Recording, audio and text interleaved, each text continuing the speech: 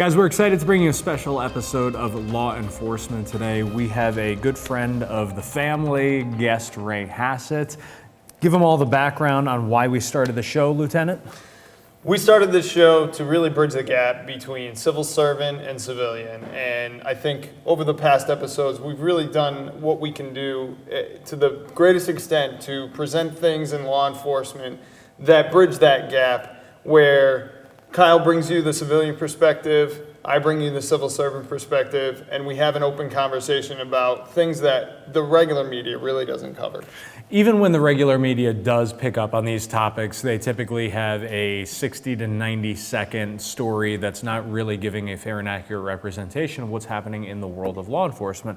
So today, excited to introduce you all to Ray Hassett. Ray, let's talk a little bit about your background first and foremost. It was not in law enforcement yet, right? You started off in the world of acting. Yes, law enforcement was my second career. First career was as a professional actor. If there are any Star Wars fans out there, one of the films I was in was The Empire Strikes Back, which I have my own playing card now and my own action figure out there somewhere. I don't know where it is. But it was a great foundation for segueing into law enforcement. Although when I did come into law enforcement, people said acting and policing is totally opposite. And I think we've proved that them wrong. It's an excellent connector, becoming a police officer. You know, Shay's been trying to get an action figure of himself for a while with a big cape. Maybe you can make that happen. Once you moved out of the world of acting, let's talk a little bit about your LE background. So came in a little bit unique. I had lived abroad. I had lived in a couple of different cultures. I went right into inner city policing. I did 25 years in New Haven, Connecticut. Very different environment than the theater world. It was at the height of the crack epidemic. So things were extreme, things were dangerous, things were dirty, things were dysfunctional, and I loved every minute of it. Probably because of my acting background, I was approached to leave law enforcement. And the offer was to leave law enforcement and be given a different identity and begin embedding in organized crime, which I really had to take a step back to figure whether I wanted to do that, because there is no manual that comes with that. I loved patrol. I loved running and gunning and everything that went with that. To leave that, my new law enforcement family, was a pretty weighty decision I had to make. Your background in acting probably prepared you pretty well for that undercover role, though, correct? It did, but there's a big difference between undercover and deep cover. Deep cover is not for everybody. Deep cover is you have no friends and you can't think like a cop. You have no friends. Everybody believes that you've left law enforcement. You live feral. You have a handler who wakes you up and puts you to bed. You've got to figure stuff out. You have no backup. You have no communication. You got to figure stuff out as things go on. And once you embed into a particular group of people, you develop relationships. And deep cover, I kind of label that as it's the ultimate deception of another human being, because it never ends until the job ends. And in my case, the job went for 2 years. Ray, I've always said that to be in law enforcement, you have to be a little bit screwed up. No disrespect. I mean, how many people are willing to put their life on the line, lose their identity to go in and ultimately help other people? So I guess my first question there is, what's your why? Why would you give up everything to pursue this path? It's an interesting question. I've always liked the unknown. I've always liked the challenge. I feel that I've been pretty self-disciplined. And it was probably the deepest going into the unknown that I had ever done. I think in law enforcement, a lot of law enforcement officers go into this job knowing that it is a selfless career. You know, we go into this job for the purpose of ensuring public safety, and we do that risking our lives each and every day, every time we put on that uniform. For you, I think going into that role, from being an actor to being a public servant, I think that speaks to the value of selflessness that you had, leaving a career in acting to go on and take a role to help society. I would agree. I think that coming off 2 years of an experience like that, it takes quite a while to figure stuff out. And it takes quite a while to figure out who you are now that you've been someone else. Ultimately, that experience kind of opened my eyes to many things that we do in law enforcement. Number one, post-traumatic stress. Number two, being able to help somebody without making them worse by just kind of taking yourself out of the mix, making it about them, and also understanding how the brain works and understanding when people are in crisis, their brains are working maybe totally opposite of the way our brains work, because we come in, we're measured, we have training, etc., and we're often dealing with people who are at the worst moments of their lives. Circling back to deep cover, you can't leak anything. By leak, I mean you can't send a message that you're scared, that you're angry, that you're different, because people are hypervigilant. In dealing with people in crisis, they're also hypervigilant. Their instincts oftentimes are much better than ours. We're coming in off a CAD call. Okay, this is the issue. What's the problem? I'm here to fix it. Especially now, we can't fix anything. You can't fix another human being. It takes time to get another human being to comply when things are hot. And so the ability to take yourself out of it, center, radiate some sense of calm and confidence, huge tool.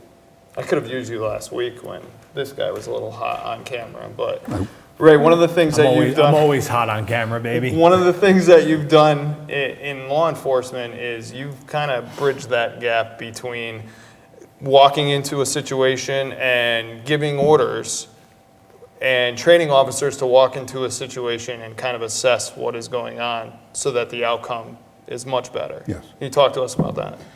Yes, I can, and I'm kind of go a little bit macro here, where we've, in understanding how the brain works and helping officers and even civilians to be able to reset, to be more connective in their communication, we've studied animals.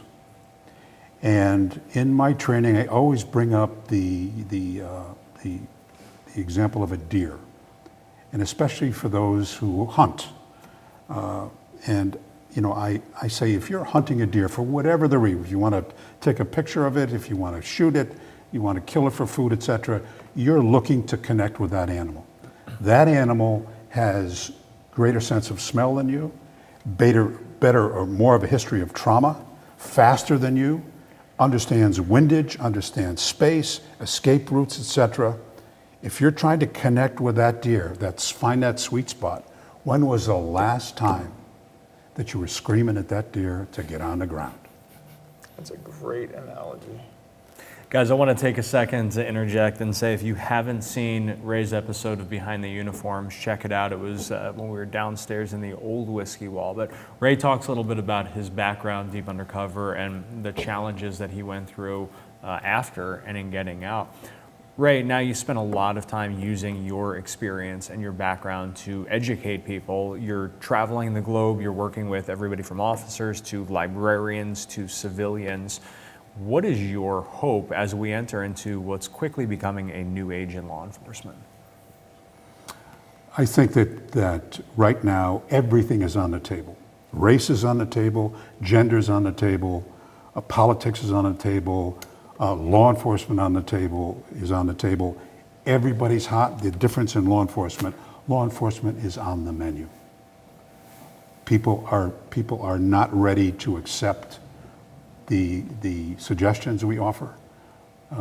And the biggest challenge is retraining police officers to understand that and not take it personally. But again, shifting, we read people for threat exceedingly well. We do not read people for behavior. To be able to read people for threat as well as behavior requires slowing things down. Understanding that people are driven by emotion. Stop talking so much. We have a history of talking to people. There's a great phrase, a good street cop can talk a dog off a meat truck.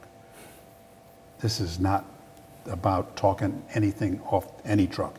It's getting that dog to walk off that meat truck and think it was their idea. So there's a part of my background, hostage negotiation. What we've done is taken the first principle of negotiation, which is really, hey, you're holed up in an apartment. You've just killed your whole family. Everything is surrounded. Commands have not worked. You bring in the negotiators. From a negotiator's point of view, it's just another Tuesday. So how that applies to the public, listen, a traffic accident for somebody who's never met a cop can be the worst moment of their life. And what are we doing? License, registration. You know, you should have backed up. So we're transactional in law. We don't realize that everybody's different. Everybody's coming in hot. We're moving meat as cops. This is what we're real good at. My training is stop moving meat. Everybody's different. We start talking about tactical empathy, tactical rapport building. Slow it down here. People are looking to connect. And as police officers, librarians, ideal position to connect. But you only got about 5 seconds. And if you missed it, you got to realize you missed it. Ray, I dated a crazy woman for a while back in the day. And I think that my personality, instead of being one to de-escalate, often made things worse. We've seen in 2019 officers killed in line of duty responding to domestics. What's a takeaway for the civilians like me who could use a little bit of a lesson in how to slow things down and how to calm things down? I think the first thing you have to do is understand that you have to be present. In any situation you walk into, you have to be present. And by that I mean 100% for the first 2 or 3 minutes, 100% invested in that person, that conversation, that space.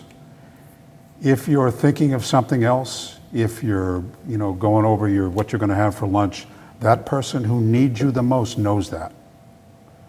So they know that they don't have your full attention. And so they're starting to stray, you're already multitasking. It's a perfect storm for bad stuff to happen because everybody is just one click away from going off. And, we look at law enforcement when we arrive on scene and we start talking to an individual. I think a lot of us out there have become so ingrained in the mission and not as much ingrained into the person that we're dealing with.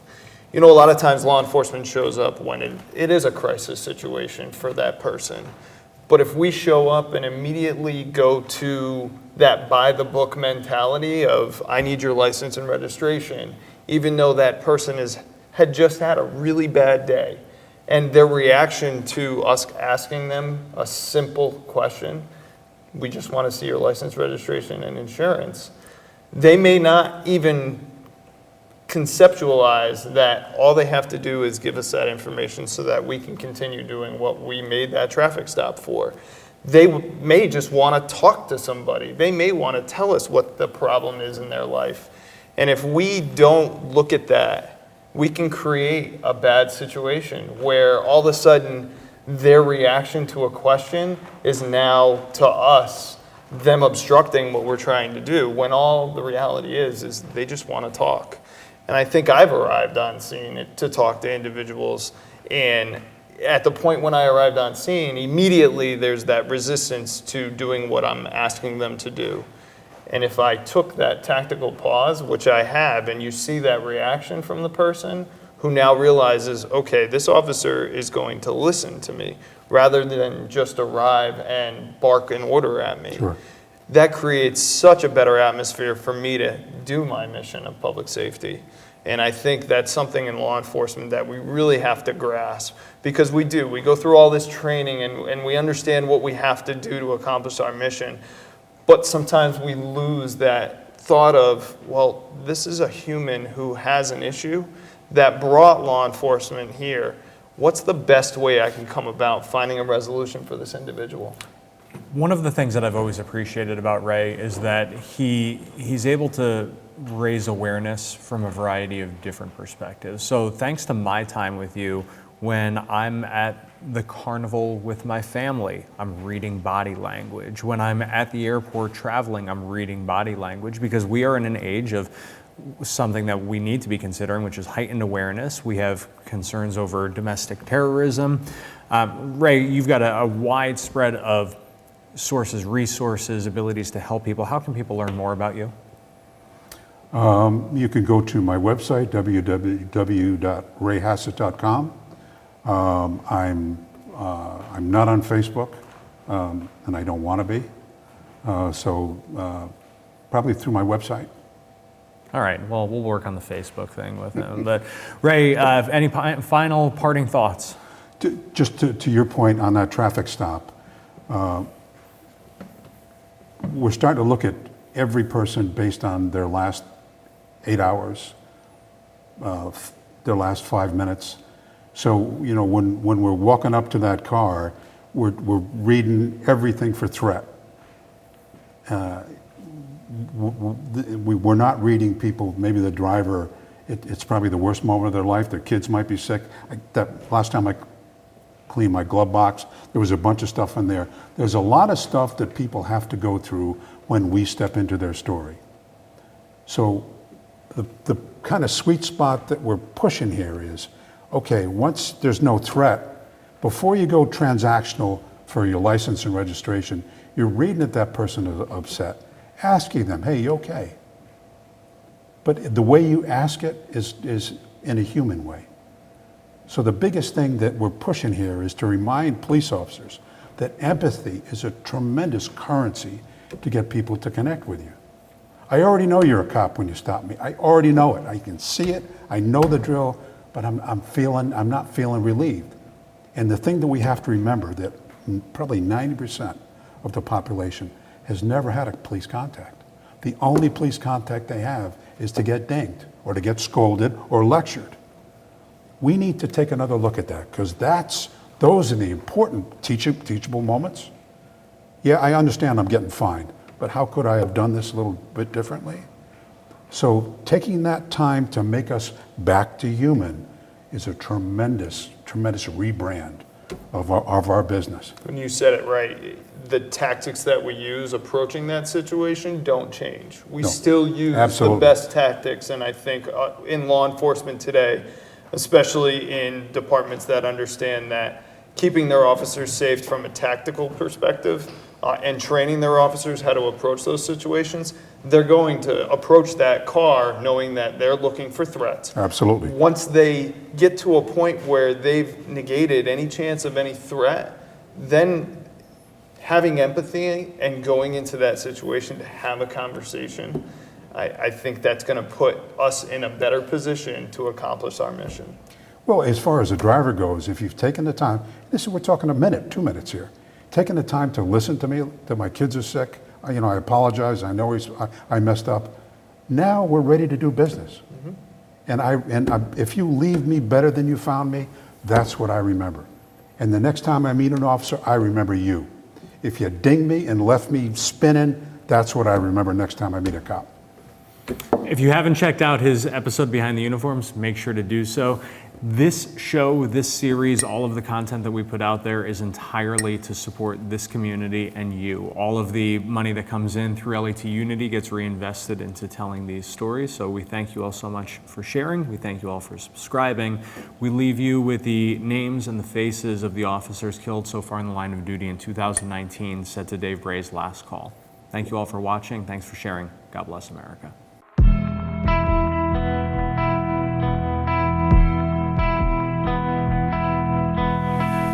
Man down, I'm bleeding out.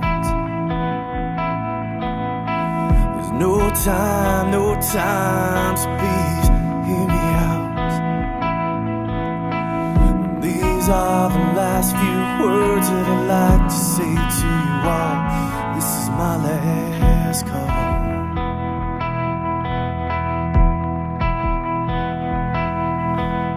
Tell my wife I love her and that I won't be home tonight.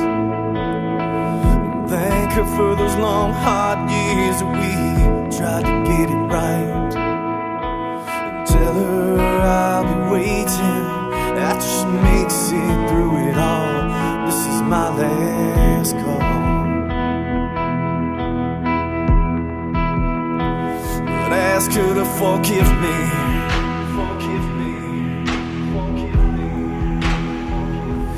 Tell her I'm sorry.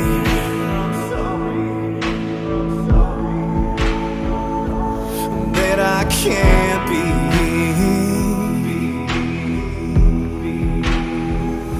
the man that she's gonna need.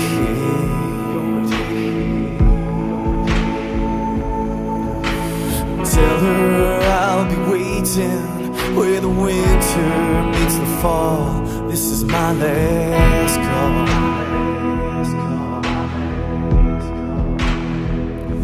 And tell my children that I love them. Oh yeah, that daddy always loved them so. And tell them to hold their mother tight and to never let her go. And tell them I'll always be watching, looking over them through it all. This is my last call.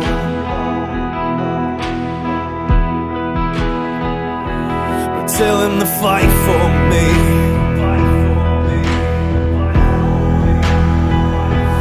Do what's right for me.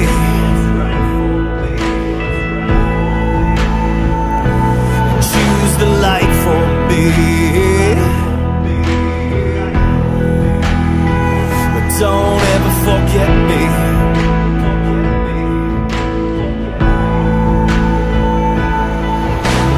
Tell them I'll always be watching, and I'll be there when they fall. This is my last call.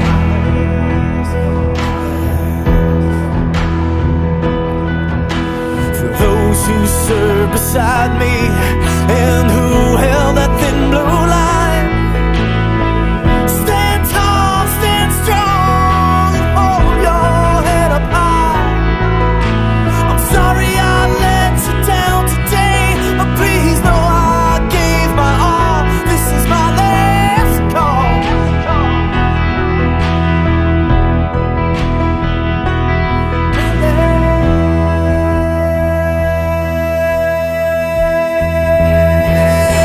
So raise a glass for me.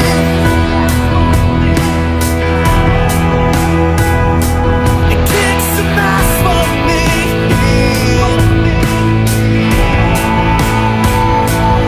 Ring a bell for me. Send them straight to hell for me.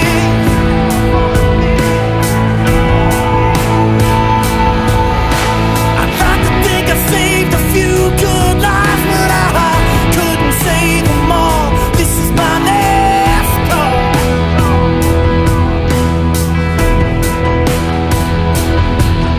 Yeah, I'd like to think I saved a few good lives, but I couldn't save my own. This is my last call.